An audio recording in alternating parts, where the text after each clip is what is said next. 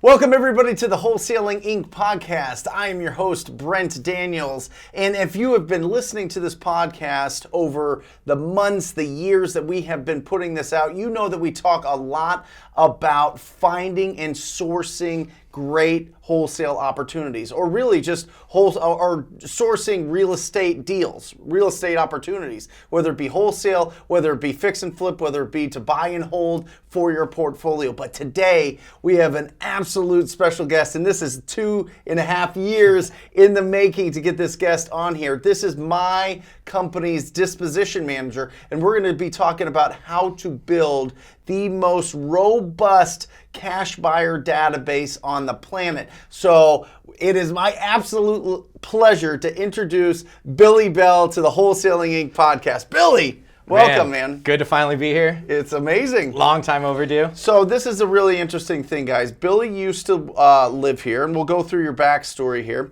But Billy used to live here in Phoenix and decided about 1.5 years ago that you were going to move to San Diego. Yep. Right? Yep. So So by the way, he sells all of our deals, every disposition deal that we have, he sells out of San Diego. Yep. On the beach. Doing it remote from the beach. Yep. From the beach. Exactly. Incredible. So Yep. you got to tell everybody. So give everybody, how'd you get into real estate? Got into real estate, was working, what I thought was my dream job for a while, but it just didn't pay what I had dreamt it to pay. So, started listening to books and podcasts just like this one, honestly, from my desk job that I had. What was the job? Architecture. I was basically a draftsman at a high-end, custom residential architecture firm, and it was fun. It was great, but making $29,000 a year with the cap being not much further above that, just wasn't enough, and being stuck behind the desk at 9-10 hours a day, making $14 an hour, Right. just wasn't. It drove me crazy. So I started going in. I went to a networking event, met a guy that was flipping houses. He's like, "Hey, you should meet the guy, the wholesaler that I buy some of my deals from. He's doing wholesaling. He's looking for people, blah, blah, blah." So I go in and meet this guy on a Saturday, back when we were doing Super Saturdays. Super Saturdays. So let's set the scene for a second. So every Saturday or every other Saturday, what I would do is basically to train other people or to try to find good people for the business, or just to get free deals, really. Just getting deals. Yeah. Was I would set up a couple different Mojo dialers. And I would be making the calls. People would see me making the calls, hear the conversations. These would be on speakerphone so everybody could hear, and just train and understand that, when you ask somebody if they would consider an offer on their property, there's only 6 responses. If you've listened to this podcast, you know that they're yes, no, maybe, how much will you give me, how'd you get my number, and who are you, right? So when you call somebody up, if you are going to phone prospect somebody or call a list of distressed property owners, that's the only 6 things that you get. Yep. And that's what I was training during that time. And Billy was one of the people that was proactive and wanted to get deals and came in to just make cold calls, not getting paid, just for the experience. Yeah, I think you might have paid us like $20 to show up or something like this to get us in the pizza. door. Yeah, pizza, maybe like that, something like that. And yeah, he gave us that rundown right there. That was it. And it was kind of, listen to him on a couple of calls, and then it was trial by fire. Get on the dialer, just go. And so like it was the second or third Saturday. Second Saturday that I went in there and was making, my calls were on speaker, and he was sitting at the other end of the table. And when they'd come up with something, objection or something that, I only know yes, no, maybe type stuff. Yeah. And he'd be writing on a pad like, say this. And so I'd just be looking over him, all nervous, palms sweating, Yep. And so, yeah, second Saturday had someone that said, yeah, I want to sell my house. Come on down, check it out. And if you remember this, she was an attorney. She was an attorney. Yeah. She was getting rid, I think it was a probate property or something that she inherited. She was an attorney that worked for the city or something like that, and she was getting transferred like Casa Grande. Yep. Took a job there working for the city again or something like that. So she had to kind of just relocate, and she was already like halfway moved out of her house. Yep. She's like, come on down, and here's what I want for the property. And I had no idea what values were, $160,000 I think it was that we bought it for. And I look at him, and he knows the area. It was a good area. And I just look at him, 160,000, and he's like, fucking go, Yeah. Oh, sorry for the F word. I don't know if it's censored or not. Yeah. But yeah, man, that gets my adrenaline running again. Just remember that first deal and just how that felt. Well, that that was one awesome. call, we made 12 grand. Well, yeah, that one call, and it was the second Saturday, not even 8 hours total of calling. And I remember looking back and just doing the math. Like, okay, I made 20% or 30% of it. I forget what we made at that time, but it was $4 grand, which was huge to me from what my hourly wage was at my job. Yeah. And I worked it back, and I made a couple $1,000s per hour, or something like that every day, or a couple hundred.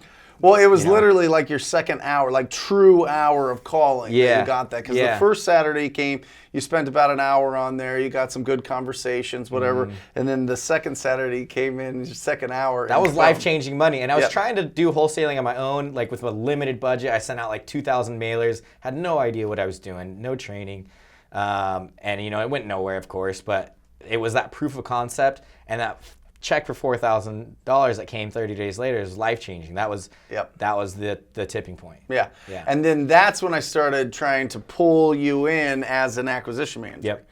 Right? So Billy came in. He was one of the only people that actually survived multiple times coming into the Super Saturday. So if you're out there, and it's really interesting, if you have a company and you're looking to hire some people, hire an acquisition manager, hire a disposition manager, hire people in your company, you're at that point where you're expanding, I think it's a really, really good idea to put them through the filter of, are these people proactive? Are these people truly, do they have that pilot light inside of them that they actually love real estate, that they that you have to do it? Like, you had to do it. This wasn't like you wanted to do it. Yeah. You wanted to do a little bit of real estate. You wanted to learn how to wholesale. No, it was like a must for you. Yeah. Like, I must learn this. I must show up. I must do it. Yeah. And then so you had a good job. You loved where you worked. You loved what you did. It was all good, but I just had,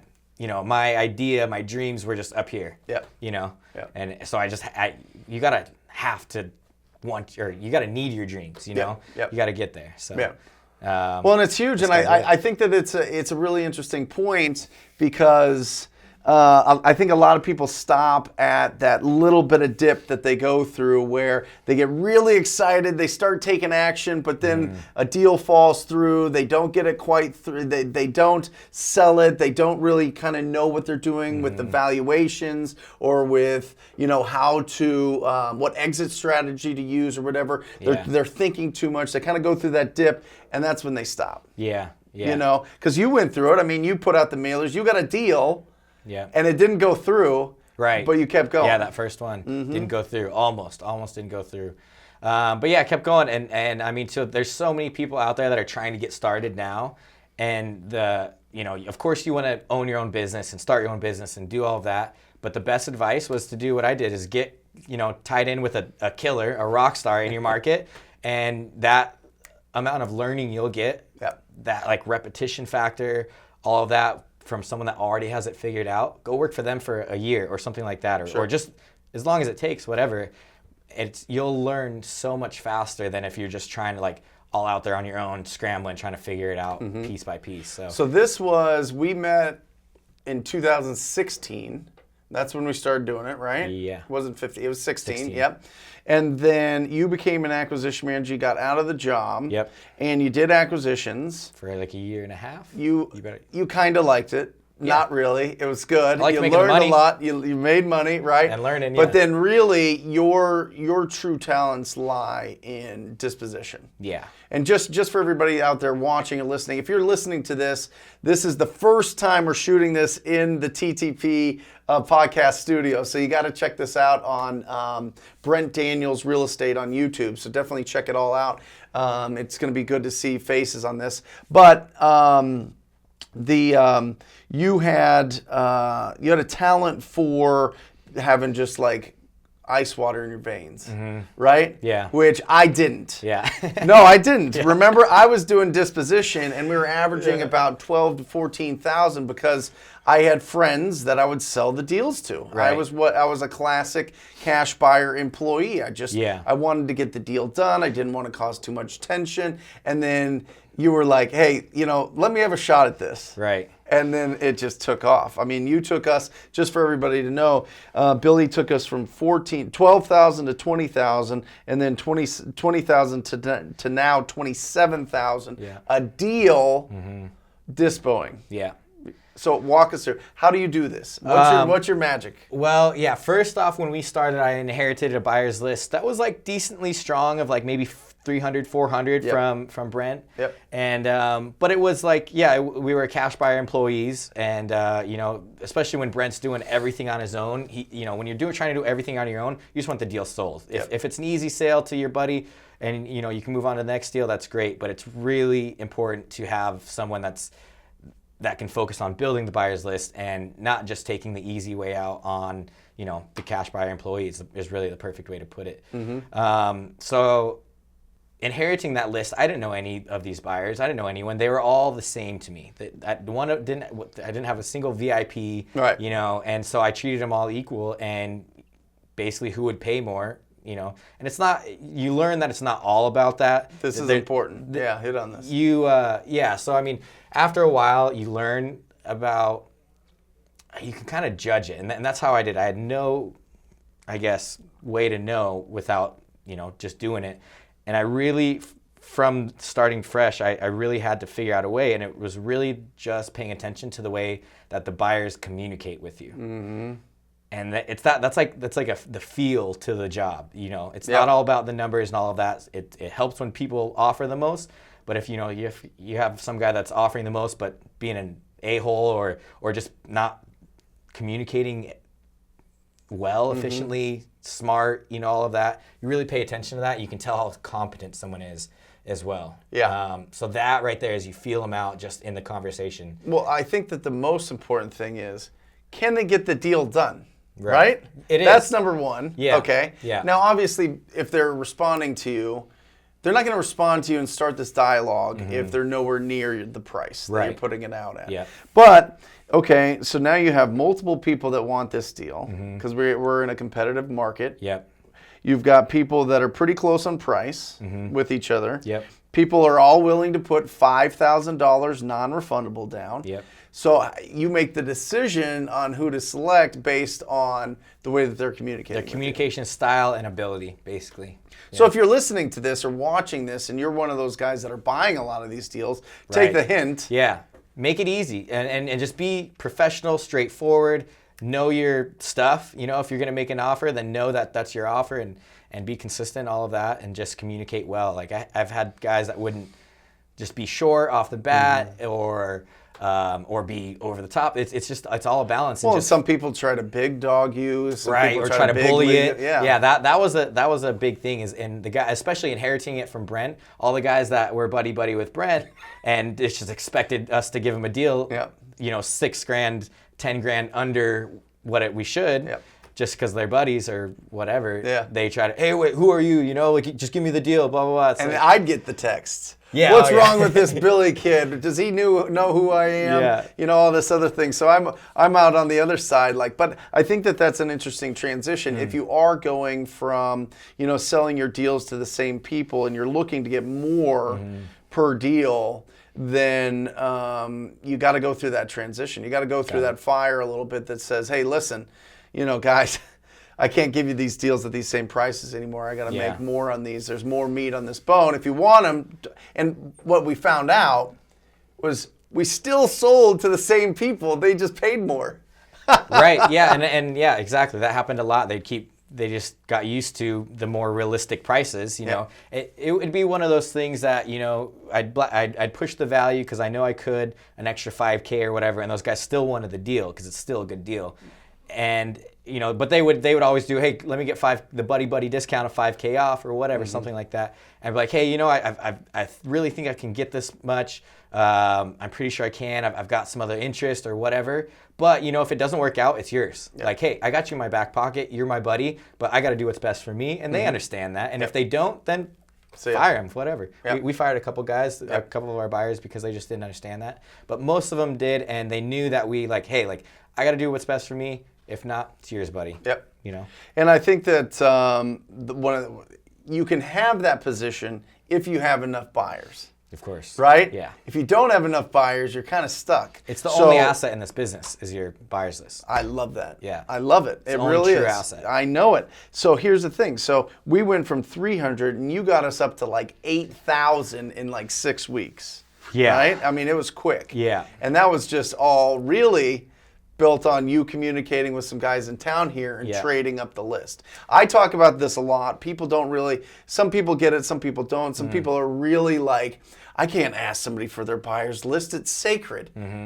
Offer some value back. I had helped one of the guys in town because we were the only cold callers back in the day, the only people that cold called. So I helped a buddy kind of get his operation cold calling. So it was that, and without expecting anything in return.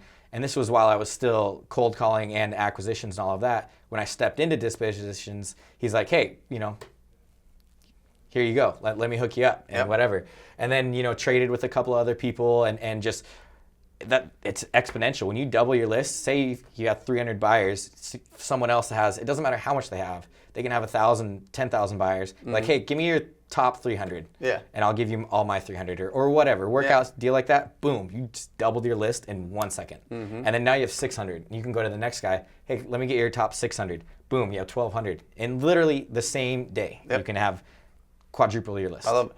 Are you listening to this, guys? Seriously, this is not, there is not some secret master buyer list that one person has that nobody else has. These buyers are not exclusive to you. They're going out everywhere talking to everybody, okay? So don't think that somebody's not willing to trade. No, some people won't. Some people won't trade their list, and I totally get it. You were saying it's a big asset. Yeah. You know what I mean? And some people don't want to do it because they've spent a lot of money building up that asset, which is fine. But find people that are kind of in the area that you are. Go networking, make buddies. Yep. Work your way in. Offer them something else. Do what it takes, because that's the most important thing. What about realtors?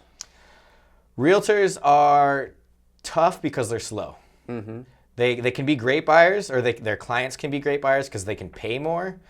However, a lot of their buyers are trying to go conventional and need, all of that. It's a good way if it's a solid realtor that has a solid client, or maybe some of them have cash clients, then great, that's even better. I haven't had, people do have great luck with them. Maybe it's market specific, I don't know. I haven't had the best luck with them because I've, bought realtor lists or whatever and blasted out, but they're just a lot slower, whereas, and especially now that I have thousands of buyers on my list, I've got guys that I got a feeding frenzy. I don't need to wait for a realtor, unfortunately. So that's my take on realtors. Not saying that they don't bring value, and they can be awesome, and they can have buyers that pay a lot more than your cash buyers. Just keep that in mind. If it's a deal that's maybe you got to educate them a little bit. Yeah, that's the huge key. The process. But what I found, and we've sold, I mean, some of the biggest deals that we've done together have been to realtors that you educated. Yeah. They had a cash buyer. Yeah. And it went. Yeah. But you had to basically do their job for them. Yeah. Yeah, because they just don't know. It's just a totally different side of the business they're not used to. Isn't that crazy? It's How do realtors not know? It's part of their business, and it's the best, easiest, could be the most lucrative niche of it is. Yep. Yeah, and I don't know. Yeah. It's just not the standard wide path that everyone takes. Right. Yeah. So that's all it is. I interviewed Templeton Walker, who's done 300 deals in the last 2 years from realtors. And it's just referrals because they don't know what to do with them. Right. I mean, it's incredible. Yeah. Yeah, I mean, it's all education. It really is. Yep. Building relationships and educating them, and that's how it goes. Yeah. Yeah. So, and I think, okay, so we talked about cash buyers, building the cash buyers, making sure, how do you get it out? How do you communicate? Now, it's different in every market, because when we started out, we were like, we're going to do text blast everybody, we're going to email everybody, we're going to call everybody, we're going to get it going. What's your process like now?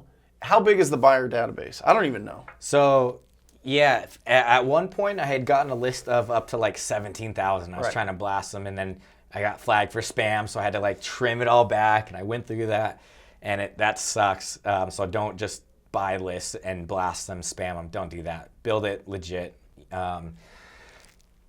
we have like 4,000 buyers now, Mm-hmm. and so that's been trimmed out of the people that actually these are open the emails active and buyers. active buyers and hungry buyers and people that communicate back and forth, actually respond, Mm-hmm. open your emails. It's good to track all that and not just spam again. What was the question? So what do you do? Do you just email them? Do you text them? Do you call them? Do you what's the process? Right now, I mainly just email them. I started out texting, and that was great. That was awesome. But now that I have a list built up to where it is, and my buyers are trained, that I'm lazy. Maybe I could text them, but I just email them and get the deal sold. Right. I have a website we saw a big change about a year ago with people not even responding to the texts because they were getting way too many texts from everybody. Yeah. Right? And it was like quick little text, and it kind of gave you info, but not really. And it was just kind of a weird way to communicate. I think the authorities have gotten turned on to texting a little bit too, so they the carriers will flag it as spam if you send out mass, and obviously the people are doing it at huge, ridiculous multitudes, volumes.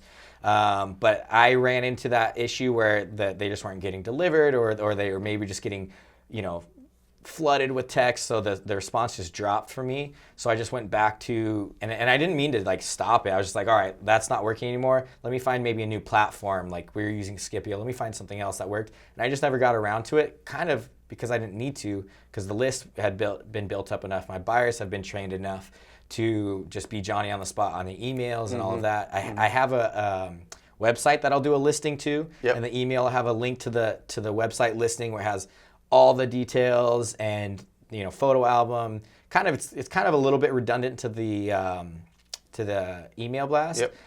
I don't do that every time because it's a little more time consuming, but on the good deals I do. Because we get good deals. We get the best deals. Yeah, we get good deals. And I mean, sometimes when you get good deals, you don't need to go above and beyond and blast it all over the place and try to, go everywhere. If you get a good deal, I mean, it makes it easy to sell. It makes my job really easy. Yeah. But the website is nice to have, so you have a presence, and it shows the deals you do. It shows that you do good deals. It has a sign-up form for a new buyer, so it's easy. Hey, go to bellrei.com, boom, sign up there. You're automatically on the list. Awesome. And so that streamlines more buyers and kind of gives you a little bit of a, reputation if you have that up there. So awesome. But yeah, mainly so you're emailing. Just mainly emailing. Yeah. And if I do and have you've a tougher, got 4,000 that are solid people. Yeah. Do you know about how many people percentage open them? Yeah, anywhere between like 23 on the low end to like 31% open rate. That's crazy. Yeah. That's crazy. Yeah, it's pretty good. That's a solid list. But you trimmed it back because you were looking at people that had never opened emails or had never, you know what I mean? Yeah. And you got rid of all those people. Yeah. Right. Yeah. Yeah.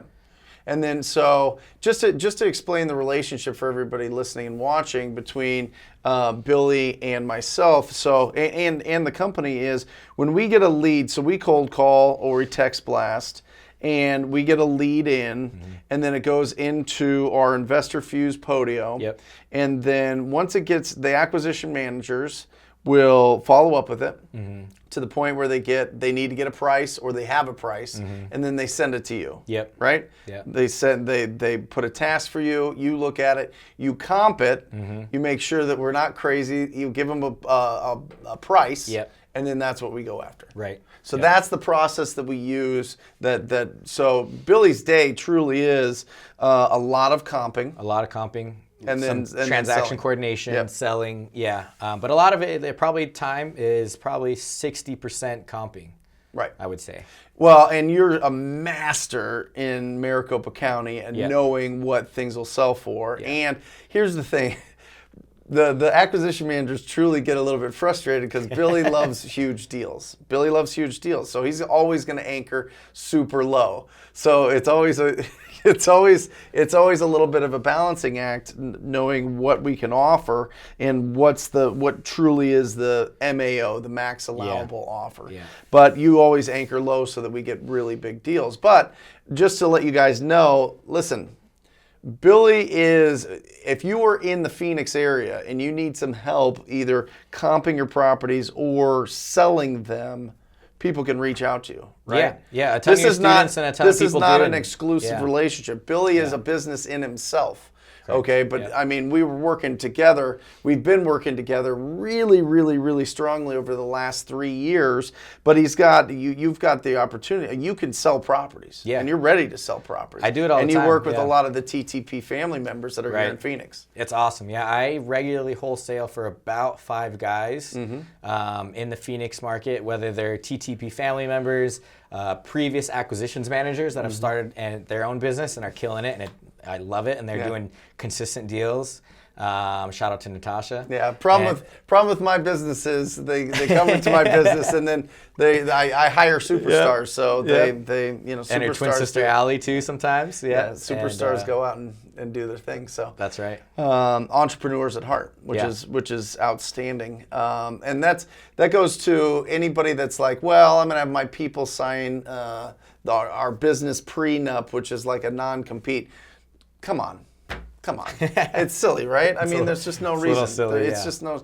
If you want to have really great people surround in your company and in your culture of your business, then let's not set off the relationship with a little bit of negativity and a little bit of scarcity. Let's go with abundance and 100%. Let's collaborate and not compete, right? 100%. So yeah, anybody, how can people reach out to you if they want to work with you here in Phoenix, or just ask you about disposition? Because there's going to be a lot of people that maybe have some other questions. Yeah, my email is billy@bellrei.com. You can hit me up there. My website is bellrei.com if you want to check that out, kind of see some of the deals and how our listings look and how that's kind of, styled out. The buyer sign up, all that's there. It's pretty cool. But yeah, hit me up on my email. Send me some deals. Let's sell some deals together. It would be really fun. I love working with new guys because there's a lot of big guys in town that will sell deals and Dispo and all of that. But it's I don't know. I love working with new guys and kind of adding on to a little bit of the coaching on the other side of the business that isn't coached on as much, at least as openly and all of that, and walking them through and getting them set up. And well, I think the toughest thing with people starting out is this a deal or not a deal? It's hard. Right? Yeah. And then how big of a deal is it? Yeah. So people can reach out to people like you, even if they're in different markets. They can reach out to people that maybe are similar to you in those other markets that know those markets and really get a huge benefit from it. For sure. I always say find somebody that's just killing it in your market or doing well and wants to split deals with you, do deals with you. We're deal junkies. We're always going to be wanting to do more. Yeah. You know what I mean? And that's common around the whole country. So reach out to somebody that's doing a ton of business. Yeah. And bring the deals to them so that is this a deal or not a deal? Right. And I'm not saying, listen, nothing that Billy makes from any of these relationships goes to me. This is all to Billy and the relationship between him and anybody here in town that wants to work with him. So the abundance master right here. Well, it's just it's your business. Awesome. You've really grown that. You've made it. You took it from 300 to 4,000, really solid. You took it from 12,000 to 27,000. You've made literally disposed millions of dollars. In just 2.5 years. I mean, it's been incredible. Yeah. But you do this all from the beach. You don't even live in Phoenix. You live in San Diego. Yeah. You live in paradise. People chip out when I tell them that, and it's not that crazy. It's all that we do, especially on the Dispo side, is all over phone and email anyways. What do I need? Right. I don't need to go to the properties. I could go to the properties, if I had to, and maybe do a buyer open house. But the guys that I work with, that all the whether it's your students that I'm selling deals for, or whoever, we have trust. We build trust, and I'll send them to the if they have to let a buyer in or whatever, and it's just I don't need to be there. It's all. No. Technology is amazing. Well, it is, and it's all TTP. It's all TTP. Yeah, it's all it is. So let's look at this. So let's speak now to anybody listening or watching that they have no buyers. They're passionate. They're out there. They're talking to sellers. They're getting some referrals from friends and family, but they don't know who to sell these to. Let's talk about. Give me a step-by-step, real quick, on what they need to do right now. How do they find buyers? Get good deals. Okay. Number one, get a good deal. I love that answer. That's it. I love it. the start of everything. Get a good deal, the buyers will flock. And you know, you kind of, if you have no buyers, you kind of got to do it all. You got to go to your meetups and meet face to face and get someone, a good buyer you can trust. And you know, maybe you have to be a cash buyer employee to that one or couple that are solid people at first, and you know, until you can kind of get a little more money, and then you know, start other campaigns of whether you have a good relationship with your title company can be a huge asset of, you know, they can give you a list or pull a list of cash buyers in your area, and then you can call them or have your VA call them, and then you can get some solid buyers right now, especially if you talk to them and not just buy a list or sign up for a list or something like that. Yep. You know, you can put your deals on Facebook and Craigslist. You get a lot of tire kickers there, but same thing, vet them out, give them a call. You know, and vet them out. Get them on the phone. Get them on the phone. Have someone talk to them on your team, or you talk to them. Don't put the address on Facebook. You know, put all the details. Maybe Crossroads. Interesting. You know, same thing with Craigslist, because you'll get people knocking on the doors trying to snake your deal, or just people that don't know, and it'll throws your sellers off. So don't do that. But it also makes the people that see it actually inquire, what's the address, and then you can have a list of people that inquired. So if someone does show up, you can at least narrow it down to the people that you gave the address to, gave the lockbox code to, or whatever. And then it starts a dialogue of, okay, yeah, you can feel them out, have a conversation, see if they're legit. That right there, I mean, that's it. And build and and trade. Yeah. And trade it up. And trade, yeah. And trade it up. Yeah. I love it. And before we wrap this up, I think that your superpower is keeping a healthy tension between our deals and the cash buyers, right? Yeah. They respect you. They know that they can't run you over, right? They know that you're not a pushover, but they also like you. How do you do it? I just be as fair as I can. I mean, a lot of people think that, you know, from time to time, if you got two people calling at once, then, you know, you like this guy better than me, or why'd you pick him, or whatever, it's the same price. It's like every once in a while you get yourself into a pickle where the deal's so hot, you just got people blowing you up. And you're not going to like this. A lot of people are not going to like this, but I don't put my phone number in the email because it gives me time to just let people reply and see what's coming in. Right. So a lot of people are going to hate me for that. Yeah. And a lot of people already do. But reply to the email. I'll kind of sit back and let the replies come in for a little bit, and then go through. And then also another thing that's great is that now I have a searchable index of all the people that were interested in that deal, because I can search by that email. When I get a bunch of, you know, if I get 20 phone calls within 30 minutes, it's gone. I can't keep track of all that.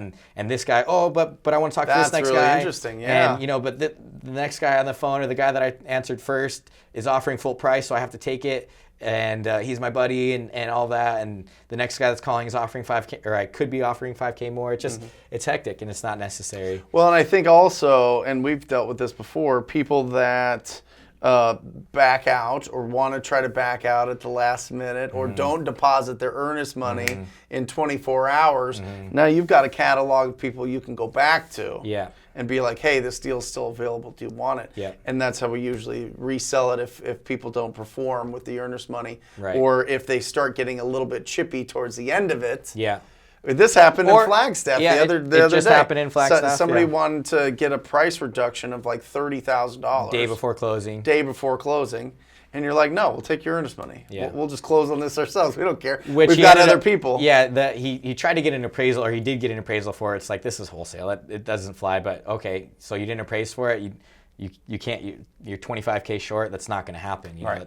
And so we ended up taking $3K off just to get the deal done the next day, and it was easy. But so you think your healthy tension is built up from being able to sit back and see what the responses are, and not getting blown up with your texts and calls. Yeah. And some of the people that already know you get the emails. They're probably still texting and calling you.